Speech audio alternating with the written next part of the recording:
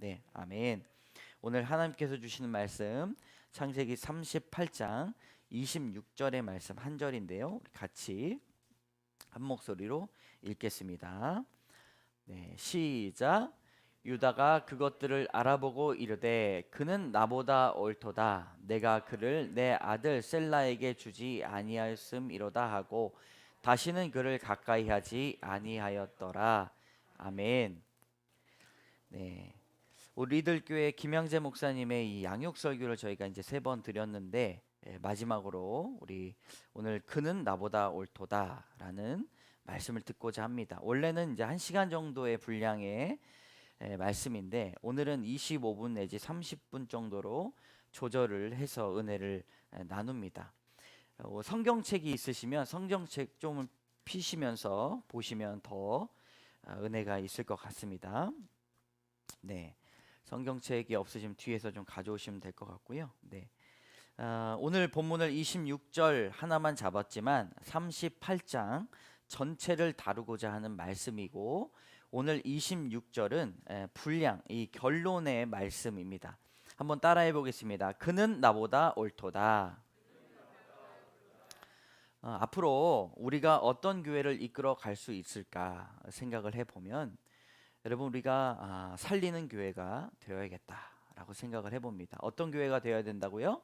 살리는 교회. 영혼을 살리고 살아난 영혼의 마음으로 다른 영혼을 살리는 그런 교회가 되어야 합니다. 여러분 그렇게 되기 위해서는 우리가 어떻게 해야 할까요? 우리가 성경의 정신을 모두 갖춰야 합니다. 어떤 정신이라고요? 성경의 정신입니다. 이 성경의 정신은 성경을 잘 알고 있는 것, 성경 공부를 해서 성경의 지식이 차 있는 것과는 많이 좀 다른 이야기입니다. 때로는 성경 공부에 할 시간이 없이 삶을 바쁘게 살더라도 이 성경이 가지고 있는 예수 그리스도의 정신을 가지고 있다면 우리는 말씀으로 거듭난 삶을 살 수가 있고 모든 삶의 적용, 관계에서의 적용, 직장에서의 적용이 이 성경의 정신으로 살아갈 수가 있습니다. 그렇기 때문에 변화가 있다는 것이죠. 성경의 정신을 가지고 있는 은혜의 빛 광성교회가 되기를 원합니다. 오늘은 조금 정신을 똑바로 차리시고 들으시면 더욱더 좋습니다. 우리의 삶이 되고 생각이 되고 정신이 되는 것이 바로 이 세계관입니다. 살리고 살려내야 되는 교회가 되어야 한다는 것이죠. 여러분 영혼을 살리지 못하는 교회 있습니다. 그리고 내가 살아나지 못하는 교회 있습니다. 그러나 하나님의 말씀이 있는 곳에서는 우리가 영혼이 살아난다는 것입니다. 교회 공동체에 살려고 여러분 붙어 있어야 되는 거예요. 여러분 공동체에 왜 붙어 있어야 됩니까? 살려고 붙어 있어야 됩니다. 공동체에 붙어 있는 이유는 우리가 모자란 인생이고 잘난 인생 없지만 우린 실패한 인생이지만 찌질한 인생이지만 공동체와 함께 딱 하고 붙어 있을 때 살아날 수가 있습니다. 그러한 성경적인 진리와 정신이 바로 이 한 구절에 나타나 있습니다. 함께 읽겠습니다. 그는 나보다 옳도다. 시작. 당신이 나보다 옳아 라고 하는 이것이 평생 안 되는 것이 우리네 인생입니다. 우리 옆에 계신 분하고 이렇게 한번 나눠볼까요? 당신은 나보다 옳습니다. 여러분 이것이 잘 안 돼요. 평생 안 되는 것이 우리네 인생이에요.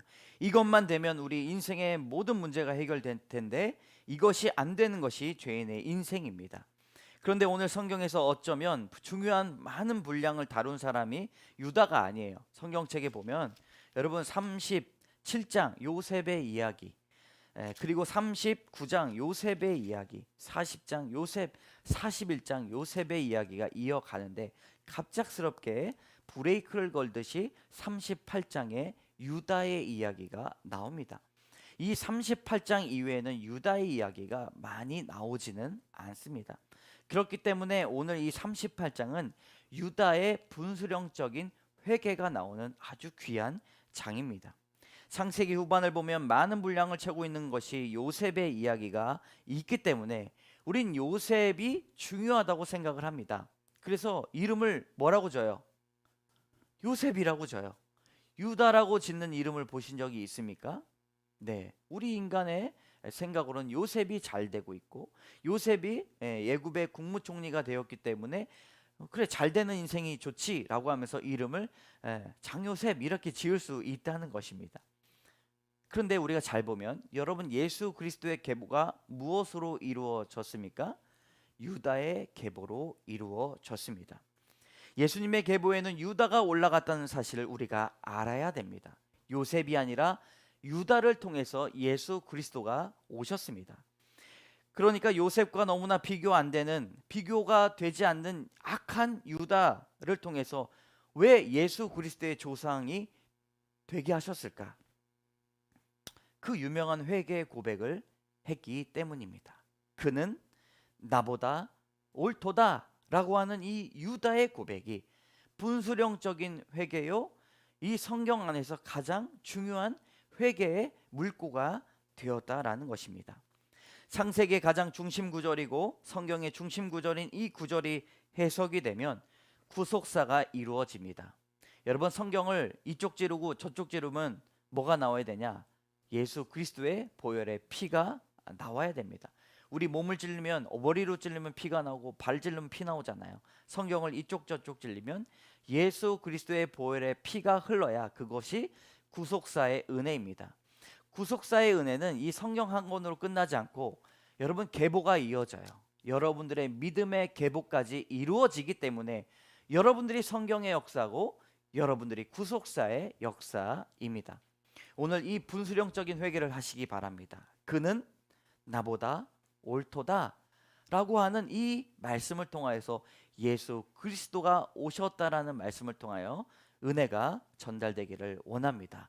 우리 첫 번째 한번 따라해 보겠습니다. 나는 옳고 너는 틀렸다의 생각이 일반적입니다. 이 세상 모든 문제는 선악과를 먹고 나서 죄가 들어온 이후에 첫 번째로 나는 옳고 너는 틀렸다에서부터 죄가 시작이 되었습니다. 나는 맞아, 넌 틀렸어. 그러니까 네 책임이야. 네가 잘못이야. 너 책임이야 라고 이야기하는 것이죠. 이런 말을 우리는 합니다. 그렇게 이야기할 수밖에 없고 그렇게 생각이 드는 것이 당연한 것입니다. 편집증에 걸린 정신분열에 걸린 사람들이 하는 말 중에 하나가 네 책임이야 입니다. 너 때문이야 라고 말하면서 가는 곳마다 비판합니다. 어떻게 나한테 그럴 수 있어 라고 말을 합니다. 그런데 책임을 묻는 것이 해결이 아닙니다. 우리 1절을 같이 읽어보도록 하겠습니다. 시작. 그 후에 유다가 자기 형제들로부터 떠나 내려가서 아둘람 사람 히라와 가까이 하니라. 아멘. 여러분 그 후에라고 시작을 하고 있습니다. 이 그 후에라는 말은 유다와 형제들이 요셉을 팔아먹고 주동했던 그 사건 뒤를 말하고 있는 것이죠. 큰 잘못을 한 다음에 유다는 자기 형제들로부터 떠나 내려왔습니다. 유다의 인생의 그 후로라는 말을 들어가 보면 여러분 이것이 묵상이 될 수가 있습니다. 어떻게 이 38장의 첫 번째로 그 후에라는 말을 통하여서 우리가 이런 사실을 알 수 있겠습니까? 묵상을 통해서 우리는 유다의 인생을 살펴볼 수가 있습니다. 유다가 자기 형제들로부터 떠나 내려가 아둘람 사람 히라와 가까이 합니다. 자신이 몸 담아야 할 공동체를 떠난 것이죠. 떠난 이유에 대해서 명확하게 나와 있지 않지만 갑작스럽게 38장의 유다의 이야기가 나온 것을 보면 우리가 이해가 됩니다. 유다가 아버지가 그리도 사랑하고 이뻐했던 요셉을 팔아먹고 이제 어떻습니까? 죄책감이 들었던 것이죠. 그리고는 아버지와 형제들에게 이것이 환멸로 바뀌게 된 것입니다. 처음에는 죄책감, 그 다음에 환멸이죠. 아버지와 형제들은 어떻게 저렇게 악할 수 있냐라고 하면서 손가락질을 하게 되는 것입니다. 그 다음에 시기와 질투로 요셉을 죽이려고 했잖아. 자기는 은근슬쩍 생각해주면서 유다의 이야기 때문에 요셉은 죽지 않고 팔렸어 라고 하면서 자기 연민에 빠지게 됩니다. 나는 요셉 죽이지 않고 팔았으니 형제들보다 나은 존재야 라고 스스로 위로합니다. 사실 그러나 그 속내에는 자신이 더 잘 알기 때문에 죄책감이 남아있는 것이죠. 그렇기 때문에 자기 형제들로부터 긴박하게 38장에 떠났다라고 말을 합니다. 여러분 항상 떠날 때는 너 때문이야, 당신 때문이야 이런 이유가 있습니다. 이 본문을 통해서 깨닫는 것이 있습니다. 여러분, 공동체란 나 자신을 상처받기 쉬운 상태로 노출시키는 것입니다. 여러분, 뭐라고요? 나를 상처받기 쉬운 상태로 노출시키는 것입니다. 누가 온라인으로 예배드리는 것이 편하지 교회 나와서 공동체하고 목장하는 것이 편하겠습니까? 그러나 이 안에서 상처받기 쉬운 상태로 노출하는 것이 바로 공동체입니다. 상처를 주고받는 상태에서 사랑을 또 주고받는 것을 배우게 된다는 것이죠. 상처받는 것으로 끝나지 않습니다. 그 안에서 우리가 뒤섞여서 사랑을 나눌 수 있는 것도 배우게 됩니다. 식구가 많은 곳에서 지겹다고 나옵니다. 난 자식 새끼 별로 안 날 거야 라고 이야기를 합니다. 결국 그러나 상처가 많이 있지만 삶 속에서 배우고 사람을 배우고 인생을 배우고 실패를 배우고 또 사랑을 배웁니다. 슬프지만 환멸도 느껴봐야 한다는 것이죠. 그래야 우리의 정서가 건강해집니다. 아이를 키우면서 아이가 흘리는 눈물이 많을 때 우리는 슬프지만 인생에 대해서 더 빨리 철이 드는 것입니다. 여러분, 피한다고 피할 수가 없는 삶이면 공동체에 짝 붙어서 가야 한다는 것이죠. 교회라는 믿음의 공동체라고 환멸이 없고 슬픔이 없고 아픔이 없는 것은 아닙니다. 그저 상황을 이겨내고 살아가는 거예요. 스승 목사님께 여쭤보니 옳고 그름, 잘했고 못했고의 문제가 아니라 돌파력의 문제라는 것입니다. 우리 삶 가운데 어떻게 이 문제를 해결해 나갈까에 대해서 고민하고 그것이 예수의 정신이요 성경의 정신이다라는 것입니다. 유다는 실패에서 머물러 있지 않았습니다. 그리고 회개 가운데 하나님의 말씀이 자신 앞에 늘 기다리고 자신을 변화시키는 그런 과정이 있었다라는 사실을 깨닫게 되었습니다. 그런데 그 유다는 그 이유를 전혀 알지 못했었고 나랑 같이 사는 사람들이 하나님의 사람인가 라고 손가락질하면서 자기 형제들부터 떠났다라고 말을 하고 있습니다. 여러분, 공동체를 떠나면 어떻게 됩니까? 이방 사람 히라와 가까이 지내게 되는 것입니다. 그때는 조금 편안하고 안전하고 나를 인정받는 것 같고 내 마음대로 하는 것 같지만 그런데 이제 유다의 삶이 완전히 내려막기를 향하고 있다는 것이죠. 우리도 내 안에 죄의 문제가 해결되지 않으면 유다처럼 이렇게 배우자 탓, 식구 탓, 공동체 탓을 하면서 헤어지고 싶은 마음이 불쑥불쑥 올라오게 된다는 것입니다. 그러나 우리는 교회 공동체에서 딱 붙어 있어야 됩니다. 우리가 내년에 목장을 만들 계획을 가지고 있는데 목장이 필요하고 목장이 쫙 달라붙어야 되는 이유가 무엇입니까? 그 안에서 나를 바라볼 수 있는 기회가 되기 때문입니다. 내가 얼마나 다른 사람을 차별하고 판단하고 평가하는 사람인지를 안다는 것이죠. 다른 사람에게 상처받고 상처 주는 것이 중요한 것이 아니라 내가 이런 사람이구나. 저런 사람을 만나니 내가 이런 감정이 들고 이런 신앙의 판단이 되고 이런 악을 행하고 있구나라고 알아야 되는 것입니다. 그것이 바로 회개로 나갈 수 있는 것이죠. 옳고 그름의 문제가 아니라 정말 차별 없이 모여서 가야 되는 것이 교회입니다. 여러분, 우리 공동체에 누가 왔어요. 그 사람을 판단하면 절대로 안 됩니다. 내가 얼마나 사람을 차별하는지 겉모습을 보고 직업을 보고 신앙의 연륜을 보고 직분을 보고 판단하는 그 교만함을 보라고 공동체가 있는 것입니다. 먼저 있던 사람들이 나중에 오는 사람들 보면 할 수 있는 게 뭐밖에 없어요? 판단하는 것밖에 없습니다. 이러쿵저러쿵 하면 안 돼요. 그런 생각이 들 때마다 내가 차별에 익숙한 사람이구나 라고 생각을 합니다. 저부터가 그런 회개를 합니다. 내가 차별에 안경을 쓰고 있구나. 나를 위해서 우리 성도님들이 수고하고 계시구나.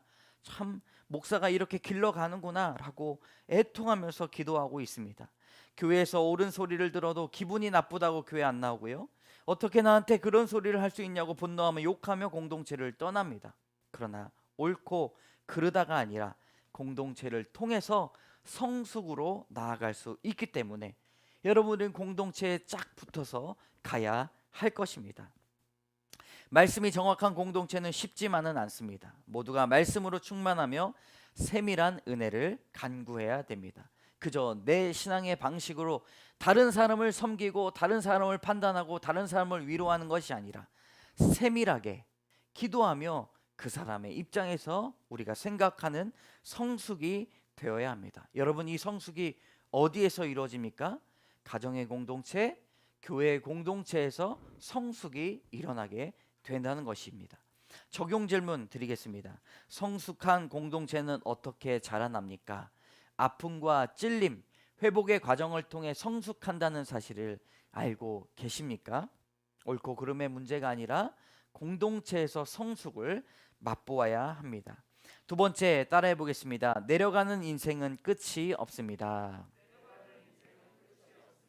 네, 여러분 졸리면 여기 이렇게 꾹꾹 누르시면서 오늘 말씀을 꼭 들으시고 말씀을 같이 적용해 보시면 너무 좋을 것 같습니다.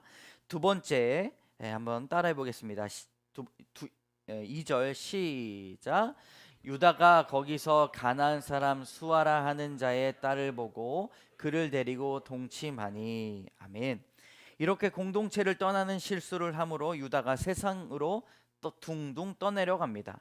여러분, 추락하는 것은 날개가 없다고 말하는데 히라라는 이 친구, 반석이라는 뜻을 가지고 있는데 공동체보다 100번 더 낫다라고 생각을 하고 공동체에 붙어가지 않고 친구에게 붙어갑니다. 세상 친구가 기다리고 있고, 그래서 히라와 놀다 보니 돈 많은 집안의 미모의 성적 매력을 갖춘 여자를 소개시켜 준 것입니다. 유다의 무의식에서는 요셉을 편애하는 아버지에게 복수하고 싶은 마음이 있었습니다. 네, 좀 덥죠, 여러분? 네, 좀 에어컨을 올려주시고, 네, 쾌적하게 이제 말씀을 들을 수 있도록 준비를 제가 또 해야 되는데 죄송합니다, 여러분. 유다의 무의식에는 요셉을 편애하는 아버지에게 복수하고 싶은 마음이 컸습니다. 나도 보란 듯이 잘 살아볼 거야. 채색 옷을 내가 지어 입겠다라고 하면서 작은 덕을 보고자 했습니다. 여러분, 아브라함은 이삭의 신결혼, 믿음의 결혼을 위해서, 리브가는 야곱의 신결혼을 위해서 얼마나 큰 값을 치르는 노력을 했는지 모릅니다. 야곱이 결혼할 나이가 젊을 때가 아니에요. 네, 결혼 정년기가 많이 흘러갔는데, 여러분, 에서는 결혼해서 이미 이방 여인과 결혼해서 잘 살고 있는데 야곱은 무엇이 부족했다고 여러분 나이가 들어가지고 결혼을 했겠습니까? 리브가가 믿음의 결혼, 이 신결혼을 위해서 애썼다라는 것입니다. 여러분, 우리도 신결혼, 이 믿음의 결혼을 위해서 값을 치르는 노력을 해야 됩니다. 다른 사람들은 결혼 잘하고 잘 먹고 잘 사는 것 같지만 여러분, 우리는 무엇을 통해서라든지 믿음의 결혼을 위해서 우리는 힘을 써야 합니다. 야곱은 이 신결혼 때문에 험악한 인생을 살았을지 모릅니다. 그러나 믿음을 지켰다라는 것이죠. 유다는 보라는 듯이 이어지는 악의 결론으로 불신결혼을 했습니다. 솔로몬도 가나안 여자, 이 이방 여인과 결혼했고 요셉도 애굽 여자와 결혼을 했습니다. 우리는 불신결혼의 무서움을 잘 모릅니다. 불신결혼의 결과를 잘 말해주고 있어요. 어렸을 때부터 교회를 다녀도 모르고 이게 얼마나 큰 집안의 어려움에 가정에 가져오고 험악한 인생을 가져오는지 모릅니다. 여러분, 행복을 위해서 결혼하는 것이 아니죠. 결혼의 목적이 무엇입니까? 거룩이라는 사실입니다. 한번 따라해 봅시다. 결혼의 목적은 거룩입니다. 인생의 목적은 거룩입니다. 행복을 찾아 결혼하지만 그렇게 해서 행복을 찾을 수 있는 것이 아닙니다. 결혼의 목적이 바로 거룩이기 때문입니다. 교회를 다닌다고 다가 아닙니다. 정말 예수님을 구조로 믿고 자신이 죄인이라는 사실을 고백한 사람을 만나야 되는 것이죠. 이게 신결혼입니다. 여러분, 신결혼이 무엇이라고요? 자신이 죄인이라는 사실을 고백한 사람을 만날 수 있어야 됩니다. 신결혼이 무엇이냐고 물어보면 청년들은 헷갈려합니다. 그냥 교회 다닌 사람이랑 결혼하면 되는 거 아닌가요? 자신이 주님 앞에서 죄인이라는 사실, 그렇기 때문에 십자가가 나에게 높이 있는 사실을 고백하는 사람들이 신결혼입니다. 여러분, 이것을 통해서 때로는 결혼 정년기가 지나가더라도 여러분, 이 결혼을 지키기 위해서 여러분 우리가 수고하고 애써야 되는데 결코 쉬운 것은 아닙니다. 신결혼, 믿음의 결혼이라고 생각했지만 여러분, 이것이 얼마나 어려운지 모릅니다. 예수님을 제대로 알지 못했고 제가 얼마나 마음에 하나님이 주인 되지 못한 사람이라는 것을 알고 있었습니다. 교회를 다니고 전도사 사역을 했지만, 목사로 안수를 받았지만, 제 자신이 마음에 가득하고 죄가 가득하고 악이 가득하고 음란이 가득한 사람이라는 사실, 죄패에 써놓을 것이 너무나 많다는 사실을 저는 알지 못했습니다.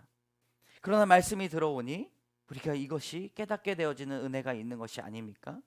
교회에서 예배도 잘 드리고 교회의 언어를 사용하다 보니 다 된 줄 알았어요. 그런데 다른 사람을 비판하고 있는 것입니다. 제가 손가락질로 다른 사람을 평가하고 있는 것입니다. 그렇게 부족한 사람 때문에 주변의 사람들이 수고하고 있는 것이죠. 여러분, 말씀을 통해서 내 죄가 보이고 그래야 사명을 감당할 수 있는 것입니다. 서로를 바라보며 살아가는 것이 아니라 서로가 주님을 바라보며 살아가는 것이 사명을 감당하는 일입니다. 사명을 함께 감당하는 기쁨은 말로 다 할 수가 없어요. 사명을 함께 감당하는 가정이 되도록 기도하고 애써야 할 것입니다. 어떤 사람은 부모에게 복수하기 위해, 부모를 떠나기 위해 해치워 버리듯이 결혼을 합니다. 아까운 인생을 복수하는 곳에 써버립니다.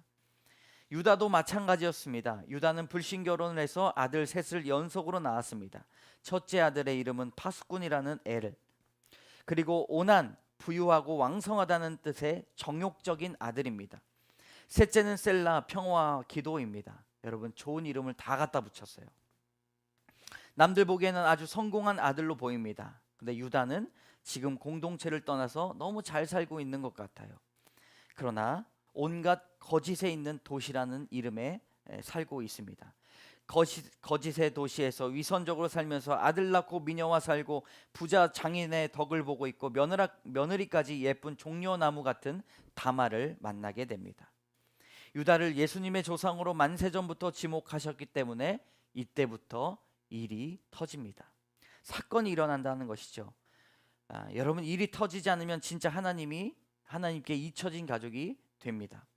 자녀 사건이 계속해서 찾아오는데 여러분, 의심하지 마시기 바랍니다. 주님께서 우리를 통하여 언약을 이루어 가신다는 것이죠.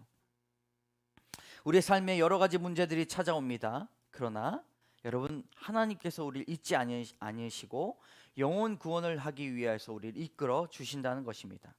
우리 6절부터 11절까지의 말씀을 같이 읽어보겠습니다. 시작. 유다가 장자 엘을 위하여 아내를 데려오니 그의 이름은 다말이더라. 유다의 장자 엘이 여호와가 보시기에 악함으로 여호와께서 그를 죽이신지라. 유다가 오난에게 이르되 내 형수에게로 들어가서 남편의 아우된 본분을 행하여 내 형을 위하여 씨가 있게 하라. 오난이 그 씨가 자기 것이 되지 않을 줄 알므로 형수에게 들어갔을 때에 그의 형에게 씨를 주지 아니하려고 땅에 설정하매, 그의 일이 여호와가 보시기에 악함으로 여호와께서 그도 죽이시니, 유다가 그의 며느리 다말에게 이르되 수절하고 내 아버지 집에 있어 내 아들 셀라가 장성하기를 기다리라 하니, 셀라도 그 형들 같이 죽을까 염려함이라. 다말이 가서 그의 아버지 집에 있으니라. 아멘. 사건이 일어납니다. 첫 번째 아들이 죽습니다. 다말이 며느리로 남아있는데, 여러분, 후손을 남기지 못하면 안 되기 때문에 하나님께서 이 고엘이라고 하는 기업 무르기 제도를 이스라엘에게 선물합니다. 첫 번째 아들이 죽었어요. 그 며느리는 남자를 만날 수 없고 믿음을 이어갈 수 없는 사람들을 만날 수 없는 상황들이 너무나 많이 있기 때문에 둘째 자기 동생의 씨를 얻어야 됩니다. 그것이 둘째 동생의 씨가 아니라 임신을 하게 되면 첫째 아들의 이 씨로 여겨지면서 대대로 넘어간다는 것이죠. 이것이 바로 하나님의 배려입니다. 믿음의 후사가 끊이지 않도록 하는 이 하나님의 배려가 고엘, 기업 무르기 제도입니다. 그런데 이것을 세상의 눈으로 바라보면 이해가 되지 않지만 구속사 하나님의 역사로 바라보게 되면 하나님께서 우리에게 주시는 귀한 은혜라는 것입니다.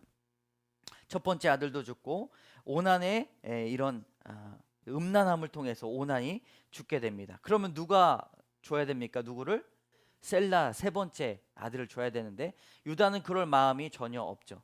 셀라가 아직 장성하지 못했기 때문에 너에게 주지 않겠다라고 이야기하는 것은 핑계밖에 되지 않는다는 것입니다. 그럼 다말에게 있어서 기업을 무르고 민족을 무르고 예수 그리스도의 계보를 이어나가는데 유일한 방법이 여러분 무엇입니까? 유다에게 들어가는 것입니다.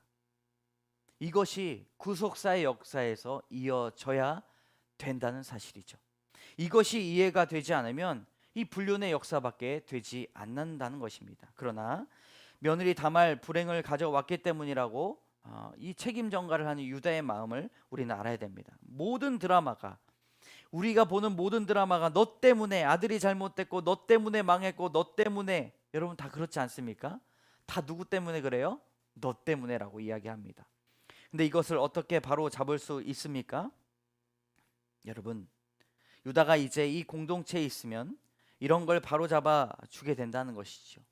교회 안에 있으면 목장 안에 있으면 공동체를 떠나니까 지체도 없고 계속해서 판단을 그르치고 있다는 사실입니다. 정작 자신은 요셉을 죽이지 말라는 나름대로 올바른 판단을 내렸다고 여겨요. 근데 공동체에 붙어 있을 때 여러분 요셉을 죽이지 않은 것이 누구 때문입니까? 유다 때문이에요. 그 공동체에서 새로운 생각으로 요셉을 죽이지 않을 생각을 자신으로 말미암아 그 과오를 범하지 않았습니다. 과오를 범하지 않았어요. 근데 유다가 그 공동체에서 분리되니 물어볼 사람이 없죠. 그 공동체는 그래도 선한 영향력을 미쳤음에도 불구하고 혼자서 살아갈 때는 자신의 잘못을 돌이키거나 물어볼 공동체가 없다는 것입니다. 하나님께서 아들들이 여호와의 목전에 이렇게 악하다라고 말씀하셨는데 유다는 자기 죄와 아들의 죄를 보지 못하고 며느리 너 때문이야 너 때문에 아들이 죽었어라고 외치고 있습니다. 여러분 누구에게 책임을 전가하는 것은 올바른 신앙이 아닙니다. 너 때문이야 라고 부르짖는 사람은 계속해서 악을 범하게 됩니다. 우리 15절의 말씀 같이 읽겠습니다. 시작. 그가 얼굴을 가리었으므로 유다가 그를 보고 창녀로 여겨. 여러분 유다가 해결되지 않은 슬픔이 있었습니다. 그것이 슬픔인지 공허함인지 아님 표류하는 인생의 결론인지를 몰라도 성적인 음란으로 잊으려고 했습니다. 창녀를 찾아간 거죠. 성적인 쾌락으로 잊어버리려고 했습니다. 우리는 회피의 본능을 다 가지고 있습니다.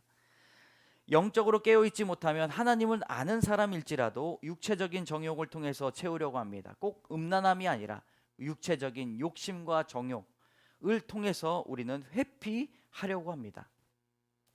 성경의 위대한 점이 바로 여기에 있습니다. 하나님을 아는 사람들도 깨어있지 못하면 죄의 늪에 빠져 사명을 잃어버린다고 산다는 것이죠. 하나님은 안 속으십니다. 여러분 17절 18절의 말씀을 같이 읽겠습니다. 시작. 유다가 이르되 내가 내 떼에서 염소 새끼를 주리라. 그가 이르되 당신이 그것을 줄 때까지 담보물을 주겠느냐.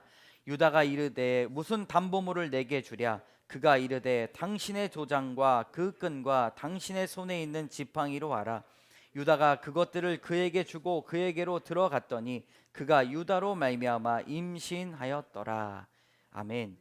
유다에게 죄의 흔적이 남게 되었습니다. 이것이 무엇입니까? 담보물입니다. 죄는 흔적을 남겨요. 죄가 무서운 것이 그것입니다. 아무도 모른다고 할지라도 죄를 통해 아무도 모르는 죄의 습관이 남는다는 것이죠. 죄의 결과가 남습니다. 죄 앞에서 과감히 끊어버려야 할 것이 바로 이 죄의 습관 때문입니다. 네, 나는 죄를 잊고 살아야지 라고 하지만 몸이 반응하게 된다는 것입니다. 하나님을 잊고 사는 것이 습관이 됩니다. 예배에 나오지 않고 기도하지 않고 말씀을 보지 않는 것이 괜찮은 것 같아요. 내가 하나님을 알고 사는 것이 다인 것 같습니다. 그러나 습관이 남아서 하나님 앞에 기도하지 않고 말씀 보지 않으면 습관적으로 나가지 않습니다. 거룩한 습관이 필요한 것이 바로 이 말씀입니다. 도장과 끈과 지팡이를 주므로 언약의 주도권이 완전히 다말에게로 넘어간다는 것이죠.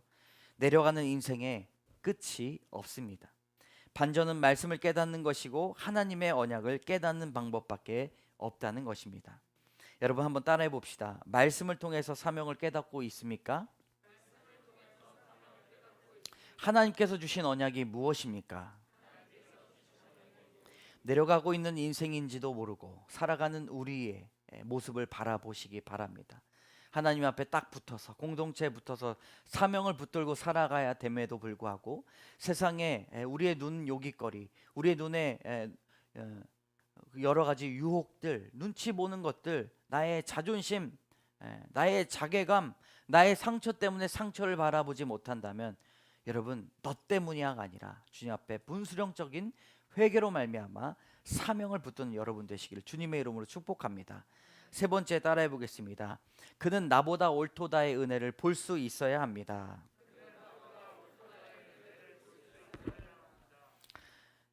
여러분 빨리 달려왔는데 고생 많으십니다. 그러나 여러분 그는 나보다 옳도다라는 말씀을 통하여서 유다가 그리스도의 계보를 이어 나갔습니다. 여러분 이스라엘 백성들을 지금 뭐라고 부르죠? 우리는 뭐라고 불러요? 크게 한번 말씀 보세요. 유대인이라고 부르죠. 유대인. 여러분 이 유대인의 이름이 어디서 나왔습니까? 유다에서부터 나왔습니다. 지금까지도 우리는 이 성경의 역사를 지금까지 우리는 알지 못하게 말로 하는 것이죠. 유대인. 왜 요셉인이라고 이야기하지 않고 아브라임인이라고 이야기하지 않고 그 훌륭한 다윗이라고 이야기하지 않고 유대인이라고 이야기하는가? 유다를 통하여서 예수 그리스도의 계보가 왔기 때문입니다.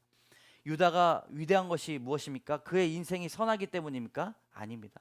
누구보다 악했어요. 그러나 그의 입에서 분수령적인 회개, 그는 나보다 옳도다라고 이야기하면서 행함, 이 유혹에서도 기업 물을 자를 더욱더 소중히 여겼던 이 다말, 자신의 수치심보다도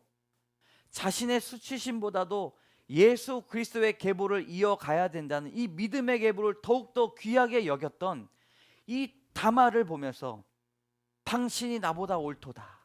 나도 행음하였으나 당신이 나보다 옳도다라고 이야기를 하게 되는 것이죠. 그러나 처음에는 그렇지 않았습니다. 우리 24절을 같이 읽어보도록 하겠습니다. 시작. 석 달쯤에 어떤 사람이 유다에게 일러 말하되 내 며느리 다말이 행음하였고 그 행음함으로 말미암아 임신하였느니라. 유다가 이르되 그를 끌어내어 불사르라. 여러분 뭐라고 말했어요? 불사르라. 근데 유다가 자신도 창녀를 쫓아 자신의 상처를 성적인 쾌락으로 덮어버리려고 했음에도 불구하고 뭐라고 이야기했습니까? 불사르라라고 말을 했습니다. 얼마나 이게 무서운 우리의 마음입니까? 유다의 삶에 브레이크를 걸어줄 사람이 아무도 없었어요. 근데 우리의 삶에 브레이크를 걸어줄 사람이 누가 있습니까? 말씀의 공동체가 있다는 것이죠. 여러분 손 한번 옆에 사람 손 잡아보시기 바랍니다. 잡아보세요. 말씀으로 따라해보세요. 말씀으로 나를 브레이크 걸어주세요. 여러분 우리가 브레이크가 고장난 인생에서 우리의 브레이크는 말씀밖에 없다는 사실을 꼭 깨달아야 됩니다. 그렇기 때문에 말씀이 있는 공동체로 우리는 쫙 붙어 있어야 돼요. 얼마나 안전합니까? 우리의 영혼이 얼마나 안전합니까? 목회자 세미나를 다녀오면서 그곳에 목장에서 목자가 있었어요. 그리고 옆에 자신을 찌질한 인생이라고 하고 자신을 실패한 인생이라고 얘기하는 그 여자 목장에 갔을 때 정말 마음속으로 울었습니다. 그들의 인생을 보면은 겉으로 보기에는 화려해요. 겉으로 보기에는 아무런 문제가 없는 것 같습니다. 그러나 그 안에 얼마나 큰 슬픔과 자괴감과 좌절감과 고통과 시련이 있었는지 보면서 깨닫게 되는데 말씀으로 그들의 삶의 해석을 해주고 위로해주고 격려해주고 채울해주니 그들의 영혼이 살아나는 것이에요. 여러분 천국이 어디입니까? 그 말씀이 살아있는 그 공동체가 천국이 아니겠습니까? 말씀을 통해서 우리가 변화받을 수 있고 우리의 상처가 꿰매질 수 있고 위로받을 수 있고 사명을 바라볼 수 있다는 사실을 꼭 깨달으시기 바랍니다. 우리가 준비가 되면 여러분 많은 영혼들을 우리에게 부어주실 거예요. 그릇이 되어서 그들 판단하지 아니하고 4주 동안 5주 동안 그대 삶의 이야기를 들어줘요. 그저 묵묵히 들어줍니다. 다른 사람들은 판단하고 정죄하고 칼로 재단하고 여러분, 우리 청년들이 놀 곳이 없어요. 청소년들이 갈 곳이 없습니다. 그렇기 때문에 즐겁게 하는 곳, 그곳에 가는 거예요. 그런데 이런 일들이 일어났을 때 다른 사람은 또 그 사람들을 손가락질합니다. 여러분, 손가락질 하지 마시기 바랍니다. 우리가 기도하지 못했던 우리의 신앙의 자세가 그겁니까? 우리는 거룩하니, 우린 교회에 있으니 나는 할로윈 쳐다보지도 않아. 그 신앙이 아니에요. 여러분, 이런 것들을 바라보면서 그들 애통하는 마음으로 기도하는 것이 성숙하고 침묵한 신앙인일 줄을 믿습니다. 그는 나보다 옳도다. 여러분, 이런 분수령적 회개가 여러분들에게 일어나기를 주님의 이름으로 축복합니다. 그렇지 않고서는 여러분 단 한 발자국도 전진할 수가 없습니다. 톰 데이비스의 이야기입니다. 여러분, 책을 보면은 이런 책이 있어요. 신실한 남자의 들키지 않고 싶지 않은 비밀이 있어요. 톰 데이비스는 고아들을 돕는 국제기구 칠드런 호프 체스트의 대표로 일하면서 중견 회사들의 컨설팅해주는 굉장히 신실한 남자였습니다. 식구들을 먹여 살리기 위해서 성실하게 일했고, 또 입양을 하고 이제 자기 아이들까지 6아이들을 입양하고 아버지가 돼서 꼬박꼬박 교회 나가고 성경도 열심히 읽었습니다. 그런데 그의 인생의 뒷면에는 아무도 모르게 수없는 여자들과 잠자리를 했고, 코카인을 흡입했고, 남의 지갑에 현금을 빼돌렸고, 감옥살이를 했습니다. 여러분, 누가 이 사람에게 손가락질을 하겠습니까? 놀라운 건 이게 모든 그리스도 예수를 믿은 후에 일어난 일들이라는 점입니다. 그리스도를 영접한 뒤에 과거를 깨끗이 청산했다고 100% 순결한 삶을 사는 게 마땅하다고 여기고 있는 자신도 그런 척 살아갔었다라고 말을 합니다. 그러나 현실은 그렇지 못한 경우가 많다는 것이죠. 이 책을 보시면 실제 사례를 통해서 크리스천 남성들이 감춰뒀던 내면의 상처와 은밀한 삶을 정직하게 용기 있게 직시하도록 독자들을 인도하고 있습니다. 네, 한번 사서 보시기 바랍니다. 우린 죄를 짓고 나서 시침이 뚝대고 남의 탓을 하기 일쑤입니다. 유다처럼 그렇습니다. 남성들은 이 분야에 탁월한 기량을 보인다고 이야기를 합니다. 이 톰 데이비스가 그렇게 말을 하게 됩니다. 문제의 원인을 찾는데 항상 그 문제의 원인을 다른 사람을 이야기합니다. 나는 버림받았고 거절당했다는 느낌 때문에 내 몸을 망가뜨리고 내 인생을 망가뜨립니다. 내가 친아버지를 모르고 태어나서 양아버지의 학대를 받았다고 이야기하면서 자신의 인생을 괴롭힙니다.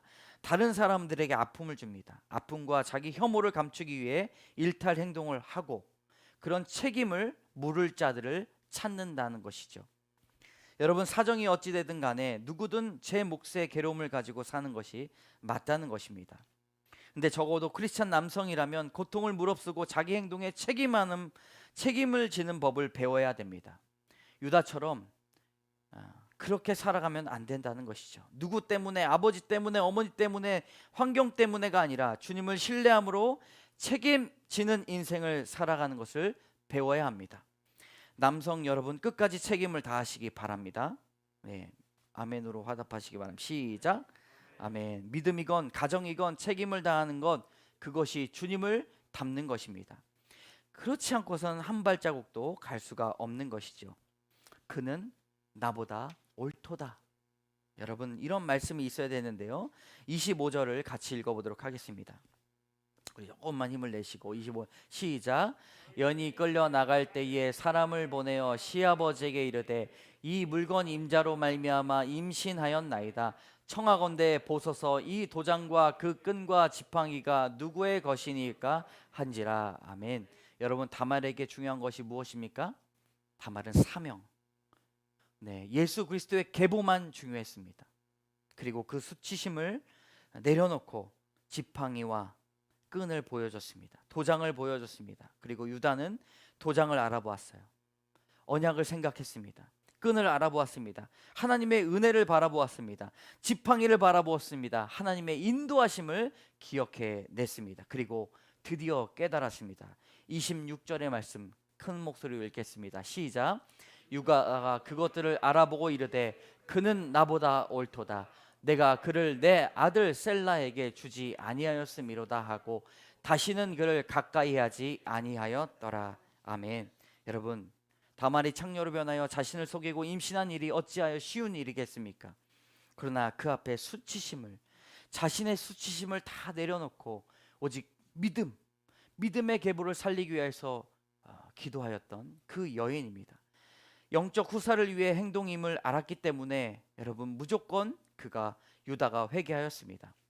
구속사를 모르면 이것이 불륜으로 이해합니다. 불륜의 이야기로만 들릴 것입니다. 그러나 또한 예수님을 모르면 세상 사람들에게는 이 유다의 이야기는 이상한 이야기로만 들립니다. 그러나 그는 나보다 옳도다라는 고백이 온전히 그리스도의 은혜를 아는 사람만 할 수 있다는 것이죠. 여러분, 인간이 느낄 수 있는 감정 중에 최고는 회개입니다. 그리고 최고로 교만한 감정이 수치심인데, 이 수치심을 내려놓기 때문에 자신의 죄를 털어놓을 수 있다는 것입니다. 그는 나보다 옳도다의 은혜가 여러분들과 함께하기를 주님의 이름으로 축복합니다. 여러분, 남편의 말이 다 맞겠습니까? 아내가 하는 말이 다 맞겠습니까? 자녀가 하는 행동이 다 맞겠습니까? 부모가 하는 행동이 다 맞겠습니까? 그러나 그는 나보다 옳도다라고 고백하였던 유다의 깨달아짐이 있을 때 그리스도의 계보가 이어진다는 사실을 우리는 알아야 됩니다. 이 말이 맞으니 지금 이스라엘 백성들을 유다인이라고 부르는 것이죠. 이것이 교회의 정신, 성도의 정신, 성도의 사고, 성도의 생각, 성도의 나눔이라는 것입니다. 여러분, 죄의 습관이 아니라 은혜의 습관을 가지시기를 주님의 이름으로 축복합니다. 어떤 일들이 탁 도착했을 때, 다른 사람이 딱 왔을 때 내가 판단하는, 순간적으로 불안해하고 두려워하고 판단하는 것을 보면서 다른 사람을 욕하기보다 내가 이런 사람이구나, 하나님께서 이런 은혜를 주셨구나 라고 생각하며 그는 나보다 옳도다 라고 이야기하며 내 안에 있는 죄와 회개할 내용들을 더욱더 밝히 비춰보시기를 원합니다. 적용해 봅시다. 다말에게 그는 나보다 옳도다 라고 고백했던 유다를 통해 예수 그리스도의 계보가 완성되었음을 알고 계셨습니까? 마지막 같이 읽어볼까요? 시작. 구속사의 역사가 나를 통해 이루어지기 위해 나는 어떤 고백을 해야 합니까? 여러분, 주부에 없기 때문에 우리가 오늘 말씀 기억나는 거, 그는 나보다 옳도다 라는 거, 그거를 보시면서 보여주시죠. 이걸 보시면서 우리 잠시 1분간 결단의 기도 하도록 하겠습니다. 기도하겠습니다. 그는 나보다 옳도다. 나는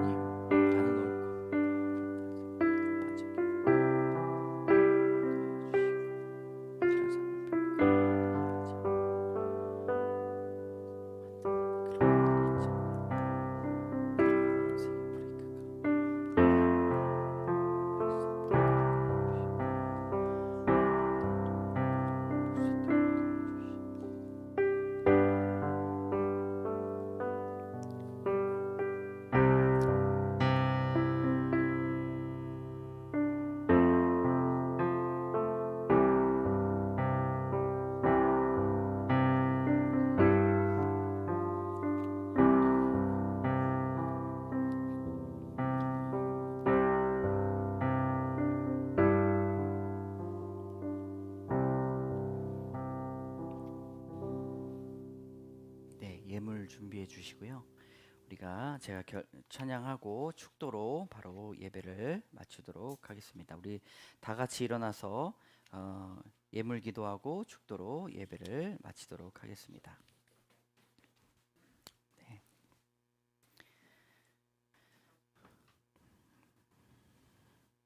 네. 시간이 많이 가서 바로 예물 드린 후에 축도로 예배를 마치도록 하겠습니다. 참 좋으신 하나님, 회개 공동체가 될 수 있도록 인도하여 주시옵소서. 하나님, 교회에 와서 말씀을 전혀 깨닫지 못하고 말씀이 들리지 못하고 돌아간 기억들이 얼마나 많은지요. 평생도록 단 한 번의 말씀만 들었어도 변화되어 거듭나서 하나님 사명을 되찾고 24시간 80년의 평생에 찾아갈 그 인생의 사명을 올곧이 바라보며 나갈 텐데 우리 안에 말씀이 없고 말씀이 깨달아지지 아니하고 말씀을 누리지 못하고 말씀을 믿지 못하여서 하나님, 우리가 회개하지 못하고 날마다 브레이크 없는 내려막길에서 인생을 살아가고 있습니다. 하나님, 그것들이 깨달아질 수 있도록 인도하여 주시옵소서. 나는 괜찮아, 나는 예수님을 잘 믿어, 나는 건강해, 나는 성실해, 나는 거룩해 가 아니라 그는 나보다 옳도다의 분수령적인 회개가 나올 수 있도록 인도하여 주시옵소서. 그리스도의 계보가 주님 우리의 영혼을 통해서 이루어지기를 원합니다. 성경을 통하여서 이어지는 예수님의 계보, 이 구속사의 역사가 우리 삶에, 우리 신앙이 얼마나 중요한지를 깨달아 알게 하여 주시고, 그저 내 삶이 잘 되고 내 삶이 안전하길 위하여서 교회를 다니고 또 내가 원하는 것을 이루며 교회를 다니는 것이 아니라, 하나님 주께서 주신 그 사명, 살리는 교회, 영혼을 살리는 귀한 발걸음, 살아나고 살리는 교회를 만들기 위해서 우리가 함께 공동체에 붙어 있고 다른 사람들을 판단하지 아니하고 그는 나보다 옳도다 이야기하는 귀한 회개의 물결에 동참하기 원하며, 주님 나아가는 우리 귀한 성도들의 바람을 주님 이루어 주시옵소서. 주님 말씀으로 거듭나길 원합니다. 말씀을 통하여 이루어지길 원합니다. 내년에 목장이 이루어질 텐데, 하나님 이 목장이 나의 이야기, 나의 그런 궤변, 주님 나의 푸념, 나의 자기 자랑이 이루어지는 그런 목장이 아니라 사람을 살리는 목장 될 수 있도록 인도하여 주시옵소서. 하나님 아직도 마음이 아파서 자신의 죄를 오픈하지 못하고 끙끙 앓면서 아무렇지도 않고 가면을 쓰며 살아가는 사람들이 얼마나 많은지 모릅니다. 어디 가서도 이야기하지 못하고 그것들을, 그런 자신도 알지 못하는 고통 때문에 하나님 다른 곳에서 춤추고 노래하고 술 마시며 온갖 쾌락을 하는 그 마음을, 그 연약한 마음을 주님 불쌍히 여겨 주시옵소서. 교회가 그 일들을 감당이 원합니다. 판단하지 아니하고 주님 재단하지 아니하고 다 내어놓을 때, 그래 너를 위해 예수님이 기다리셔라고 이야기하며 안아주며 위로하며 채울해 줄 수 있는 귀한 공동체로 주님 말씀으로 세워 주시옵소서. 결단이 이루어지는 예배로 맞춰질 줄 믿사오며 모든 말씀 예수님 이름으로 감사드리며 기도드립니다. 아멘. 지금은 우리 주 예수 그리스도의 은혜와 자비하신 하나님의 사랑과 날마다 우리 곁에 계셔서 역사하시는 성령의 교통하심이, 오늘 그는 나보다 옳도다라고 외치며 분수령적인 회개가 나온 유다를 통하여 그리스도의 계보를 이어가신 은혜를 고백하는 성도들의 삶과 신앙과 영혼 위에, 그리고 정성으로 드리는 이 예물 위에, 또한 참으로 안타까운 사고를 당해 슬퍼하며 기도하는 당사자들과 유가족들의 심령과 가정 위에 이제로부터 영원까지 함께 하시기를 간절히 축원하옵나이다. 아멘.